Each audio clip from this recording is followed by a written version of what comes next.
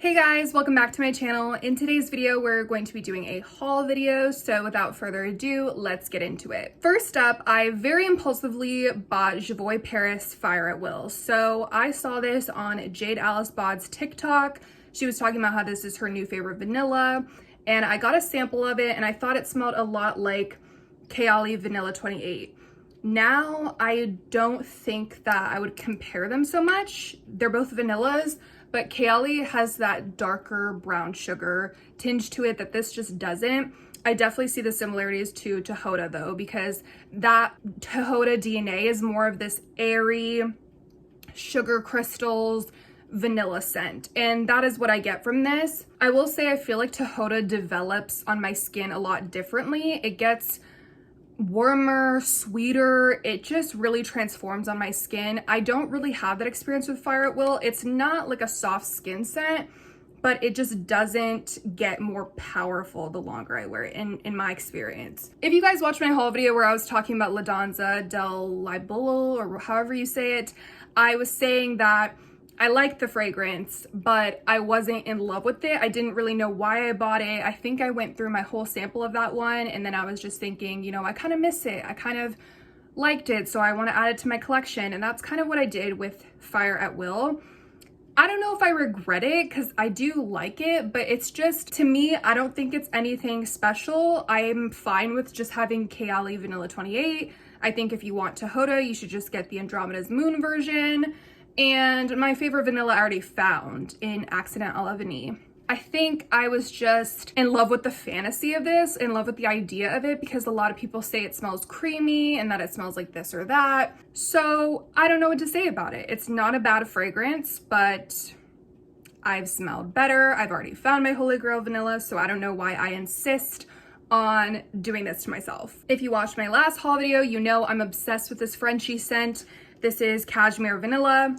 The lotion, I might skip. I definitely think it hydrates my skin to an extent, but it has this gel cream hybrid formula, which may be nice if you guys don't like greasy lotions or whatever. Like, this evaporates, or is that the right word? I don't know. This goes into your skin very quickly, and it doesn't make your skin feel dry. I don't know how to explain it. I like a little bit more hydration. I like those thick creams, or even the EOS lotion has the perfect amount of hydration for me.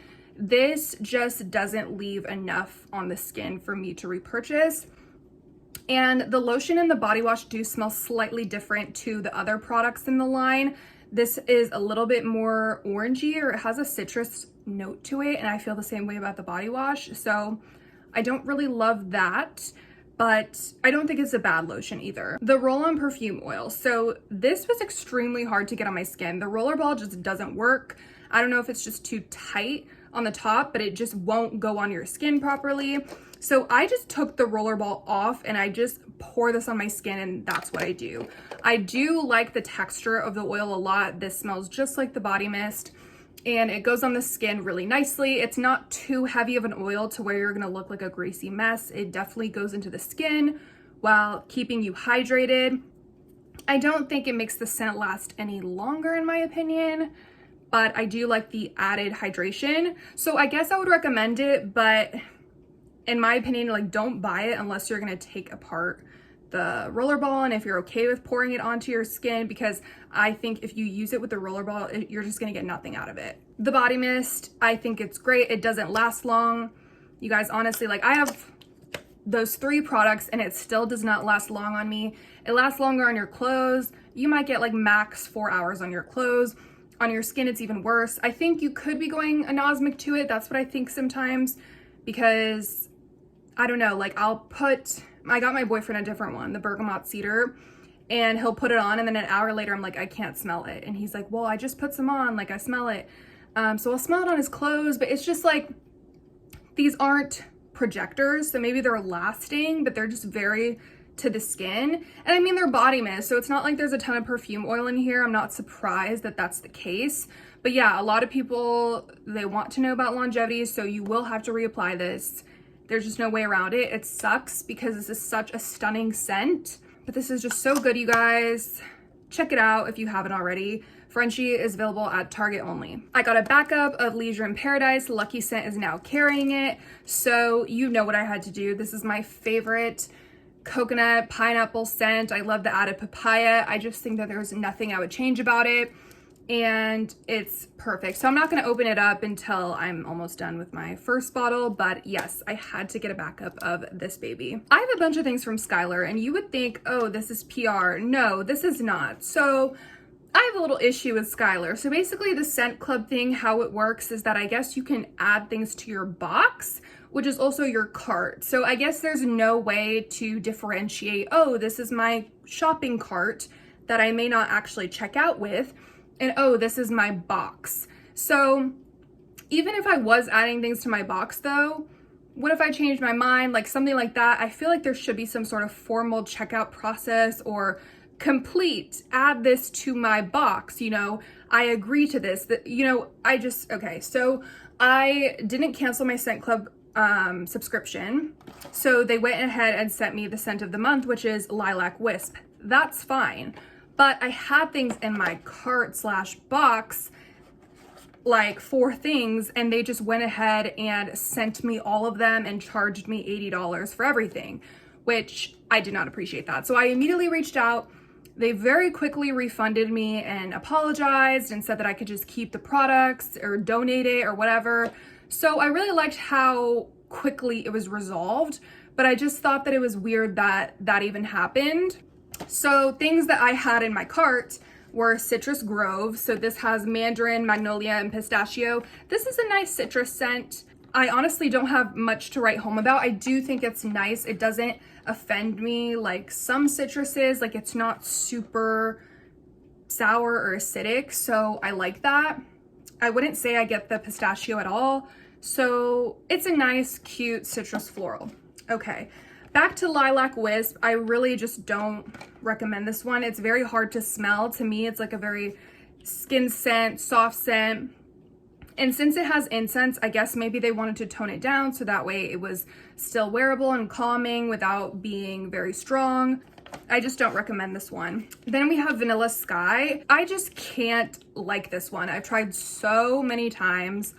I've worn it and I enjoyed it, but I just don't love it. Like, I just cannot recommend this in good faith as a vanilla. I don't know why. Maybe it's the cedar, which cedar's in a lot of fragrances and it doesn't bug me, but I wonder if the cedar is just stronger in this fragrance because there's some sort of note. I don't know if it's the woodiness, I don't know what it is, but it just bothers me. It's just, I wish this one little thing about it would be gone.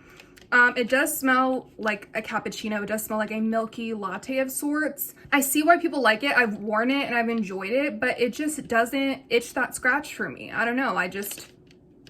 Yeah. So then I got Papaya Paradise. I actually really liked this one. So I think it had papaya and some citrus. I forgot the floral, but this is a nice fruity scent.